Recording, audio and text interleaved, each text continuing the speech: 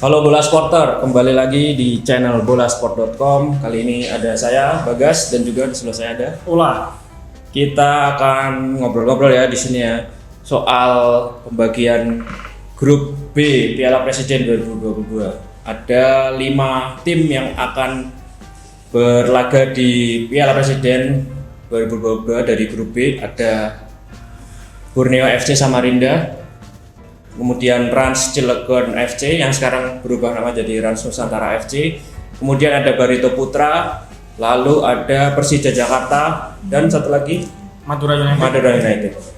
Oke, kita akan membahas peta kekuatan dari tim-tim tersebut ya. Kita mulai dari tuan rumah dulu deh, Borneo FC Samarinda. Gimana nih kalau menurut Ulali? Ya, terima kasih Mas Bagas ya. Borneo FC sebenarnya musim lalu kayaknya finish terbaik di Liga 1 ya, peringkat 6 kalau tidak salah ya di tangan. Padahal pelatihnya gonta-ganti itu ya. Terakhir Fahri Husaini, tapi sekarang sudah ya menunjuk Milomir Seslia dengan materi pemain yang sama dan di-upgrade. Jadi kita bisa menunggu performa yang lebih bagus di Piala Presiden mendatang. Dan yang menarik nih, aku baca Nabil Hussein sebagai presiden Borneo FC ini ditunjuk sebagai tuan rumah karena saat ini pemerintah kan sedang menggalakkan status ibu kota Nusantara yang ada di Provinsi Kalimantan Timur. Itulah alasannya PSSI menunjuk Borneo FC Samarinda sebagai tuan rumah karena berdekatan nih antara Samarinda dan ibu kota Nusantara yang di Kutai Timur. Dan kebetulan ada satu tim yang menyandang nama Nusantara juga, Mas. Iya. Rans Nusantara FC. Oke, ke Rans nanti kita tahan dulu, kita coba bahas beberapa pemain Borneo FC nih. Kalau dari catatan saya, transfernya nih ada beberapa pemain baru. Mateus Pato dari Brasil, ada Stefano Lillipali, kemudian Ahmad Nur Hadianto, Sahar Ginanjar, dan Misbahus Solikin. Jangan lupa Mas, jangan lupakan satu nama terbesar barangkali rekrutan yaitu Stefano Lillipali. Ya, tadi udah satu. Oh udah, ya.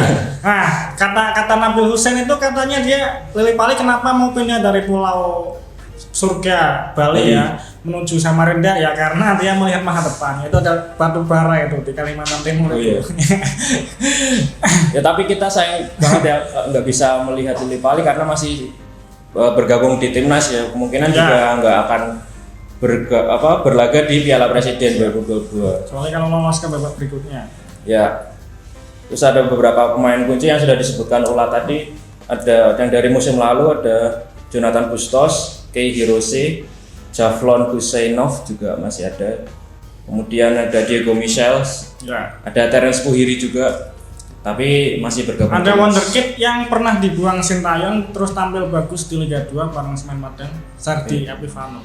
Dia masih di Borneo ya? Ya, dikembalikan. Oke. Dan menariknya Borneo ini di laga pramusim sudah bertemu dengan Rans Nusantara FC ya.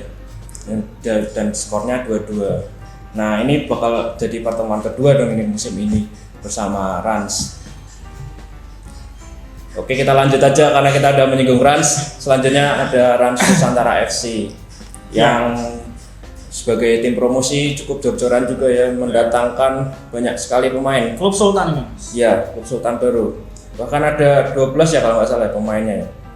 Kalau dari catatan saya ada Adi Setiawan, Hilman Syah, Wawan Hendrawan, Arthur Bonai, Arif Satria, Neruki Mura, Edo Febriansah, Sandi Sute, Septian Bagaskara, Herwin Tri Saputra, dan David Lali. Dan 2 pemain asing nih, Kodai Lida dan juga Victor Salinas. Gimana nih kalau menurutmu? Ya masih gimana ya, klub promosi dari Liga 2 ini dia sudah kaya dari rahimnya ya. Terus di Liga 2 juga berhasil membuat skuad yang penuh bintang dan bisa lolos sekali percobaan. Nah, untuk di mana dia bersaing di Liga 1, apalagi ini masih turnamen pramusim ya, menurut saya ya skuad penuh bintang ini belum tentu bisa langsung nyetel bersaing.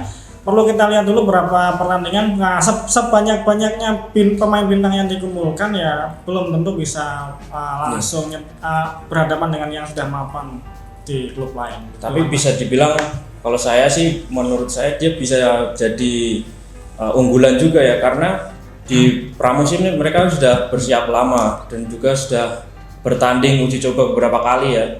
Dan yang terakhir lawan Borneo itu, lalu kemudian kemarin melawan Arema FC, tapi sayangnya mereka kalah 4-0. Dan kalau saya terus terang tidak menjagokan Rans Nusantara Mas ya. Dari sisi pelatih kita lihat Rahmat Darmawan memang kita tahu nama yang cukup tenar, cukup ya bintang juga di sepak bola Indonesia. Tapi saya mencatat 3 pekerjaan terakhir Rahmat Darmawan di Liga 1 selalu berakhir pemecatan gitu. Ahmed Rakukar, terus Madura United, terakhir di Barito Putra. Gitu.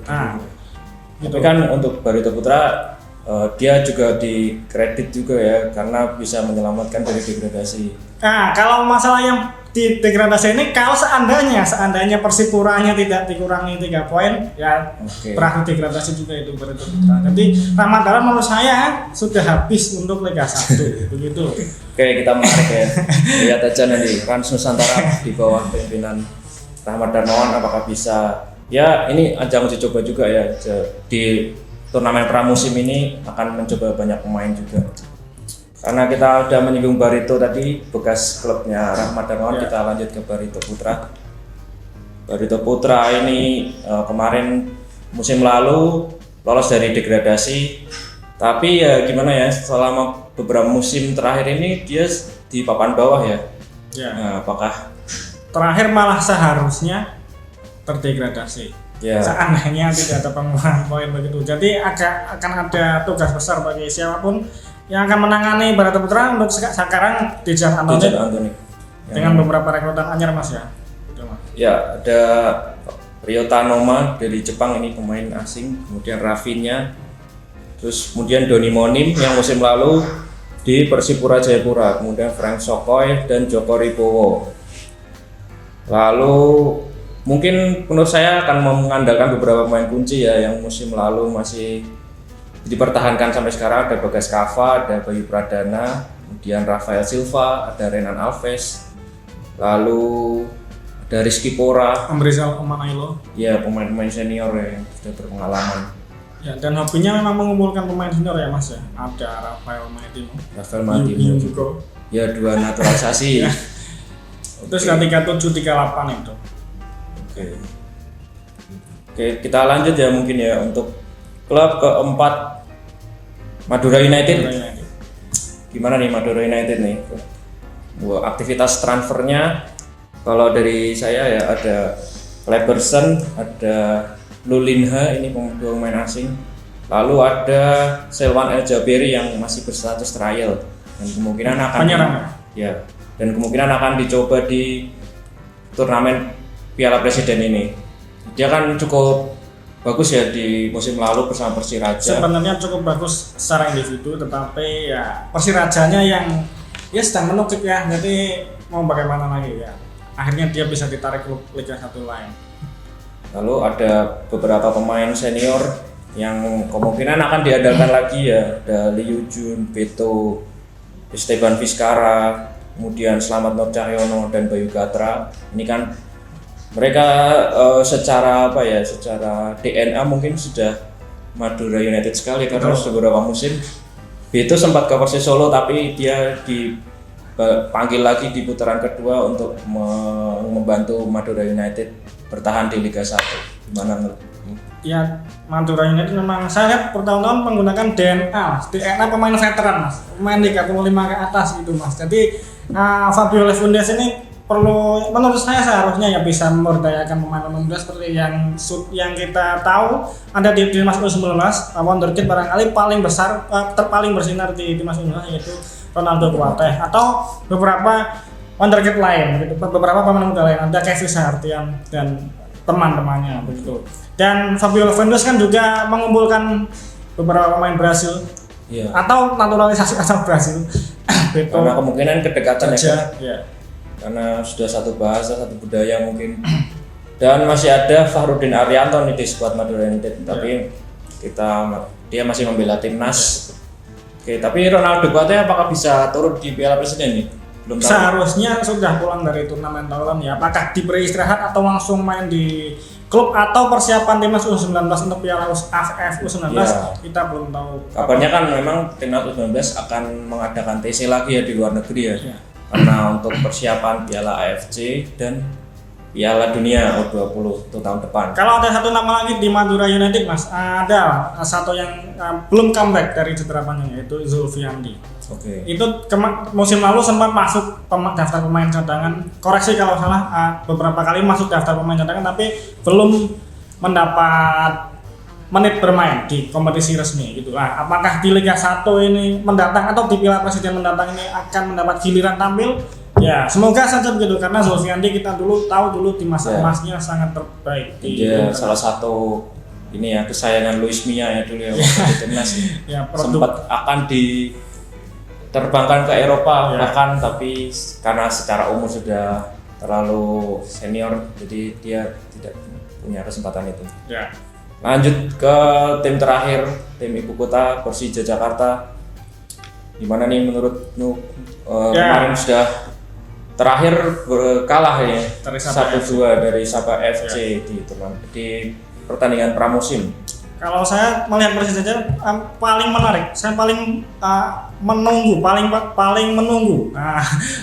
di antara klub Liga 1 lain adalah Persija Jakarta. Karena apa? Karena dia mendatangkan pelatih yang barangkali akan merevolusi taktikal sepak bola Indonesia, merevolusi taktikal, merevolusi di sesi latihan dan bagaimana. Karena Thomas Tuchel kan kita tahu produk sepak bola Jerman di mana mereka sudah menghasilkan pelatih-pelatih klub, pelatih-pelatih top dengan level salah satunya tinggi, Jurgen Klopp dengan ya gaya main ya pressing tinggi, tidak menunggu seperti itu di Liga 1. Dan kalau Thomas Tuchel taktiknya jalan tidak seperti Angelo Alessio di tahun kemarin, barangkali kita akan melihat sepak bola yang bertenaga di Persija Jakarta. Apalagi tidak seperti Angelo Alessio, kita ulangi lagi, dia membawa beberapa asisten pelatih dan membawa pemain asing bawaan, pemain asing yang dia minta sendiri. Jadi ya kita lihat apa yang dia godok di sesi latihan. Untuk melawan Sabah FC memang belum terlihat lah karena itu laga pertama dan kelihatannya lebih dari 11 pemain itu yang diganti. Jadi kemarin hanya mencoba pemain saja. Begitu Mas. Ya. Pemain asing yang sangat ditunggu juga ya dari mungkin ini dari rekrutan Persija ya, Ondrej Kudela ini pemain timnas Ceko yang semalam ya pas Kamis malam ini video ini dibuat, dia ada di skuad timnas Ceko yang melawan Portugal. Ya. Jadi levelnya kelihatannya turun banget Mas ya. Dia pemain Slavia Praha nih, back ini. Apakah akan mempengaruhi kekuatan Persija nih? Secara nama sudah besar gitu. Sebenarnya kalau kita lihat back tengah Persija itu kalau untuk ukuran Liga 1 pemain lokalnya terhitung top Mas. Ada Ryuji Utomo baru pulang dari Penang FC, ada Maman Abdurrahman yang walaupun berusia 41 tahun barangkali dia back tengah terbaik Persija musim lalu gitu. Terus dan dia mendatangkan back tengah lagi juga berlabel timnas juga Hansa Muyama. Nah dengan kedalaman back tengah ini Persija belum puas dengan mendekat Ondrej Kudela. Wah ini pemain bukan sembarang pemain. Ya tiap musim bermain di Liga Eropa atau Liga Champions. Jadi ya next level lah ini penerapannya Persija itu next levelnya Liga 1 menurut saya begitu. Oke. Lalu ada pemain baru lagi, ada Barnabas Sobor, kemudian Firza Andika, Ricky Cawor, lalu Hansa Muyama sang sebelah di gelandang tengah juga ada Hanif Syahbandi. Nah, seberapa besar nih pengaruh mereka nih? Ricky Cawor kemarin sudah dicoba ya sudah dicoba. Apakah dia bisa menggantikan Marco Simic mungkin untuk di lini depan? Ya untuk level Marco Simic ya kita tahan dulu lah ya. Ricky Cawor itu juga di Persipura kelihatannya belum terlalu masuk di pilihan utama. Jadi ya kita bisa lihat ya Ricky Cawor mendapat giliran main ya sedikit demi sedikit, tapi ya untuk memegang posisi striker utama ya saya kira menunggu pemain asing dulu saja. Atau kalau Persija kan musim lalu justru sumber golnya di lini tengah yaitu Makan Konate. Oke, bakal mengandalkan pemain kunci mungkin ya. Kalau saya dicatat saya dari Kusim Manjuntak, Syahrian Abimanyu, Alfiranto Niko dan Brai Fataring semuanya berlabel timnas. Dan mereka apakah akan bermain di Piala Presiden ini? Kalau melihat kecenderungan pelatih Eropa yang melihat turnamen pramusim itu turnamen yang biasa saja ya, tidak perlu diperjuangkan baik-baik ya, saya kira semua akan mendapat menit bermain yang sama seperti kemarin lawan Sabah FC kan fokusnya memberi menit main bukan tampil bagus. Jadi ya siapapun pemain walaupun bintang walaupun cadangan akan mendapat menit bermain yang sama. Alfredo Nico segar dari turnamen Toulon main terus di tangan Zenan Majuntik bisa jadi akan mendapat lebih menit main lebih dibanding Osvaldo Hai yang musim lalu ya terlihat melempem sekali gitu. Tapi Alfredo Nico kita lihat dulu apakah langsung main ya karena dia baru pulang juga. Ada Ilham Rio Fahmi juga yang pulang. Ilham Rio Fahmi bek kanan ya sekamar dengan Marco Motta. Nah, jadi dia Marco Motta itu mendikte calon penerusnya dan kita lihat sudah jadi pilihan Sintayong juga walaupun ya kita tahu belum terlalu memuaskan ya. Jadi kalau melihat tata urutannya ya seharusnya Ilham Rio Fahmi bek kanan utama musim depan. Tapi perlu kita lihat lagi apakah di pramusim bisa memuaskan. Itu Mas. Oke, itu ya dari Persija ya. Kita tunggu racikan-racikan baru dari Thomas Doll untuk Piala Presiden kali ini. Bisa jadi ini juga uji coba dia untuk Liga 1 ya. Seperti apa. Mungkin itu aja Bola Supporter.